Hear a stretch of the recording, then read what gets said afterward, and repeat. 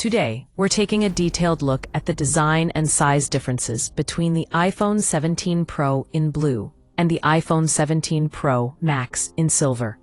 Both models follow Apple's premium build philosophy, but the moment you place them side by side, the differences become clear.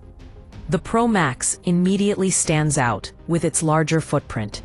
It's noticeably taller and wider, offering a roomier display that's perfect for media, gaming, and multitasking. The regular Pro, though, keeps things compact and practical. It's lighter, easier to hold, and much more comfortable for one-handed use.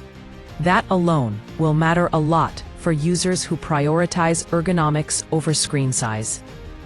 Both phones carry the same triple camera system, but the bigger body of the Pro Max gives the camera housing a slightly more spacious, more pronounced layout. It's subtle at first glance, but it contributes to the more commanding presence of the Max. When it comes to color, the Pro Max in silver gives you a clean, classic Apple finish, bright, minimal, and timeless. The Pro in blue brings a deeper, more modern tone that feels bold without being flashy. Apple's matte texture ties it all together, giving both models that familiar premium feel.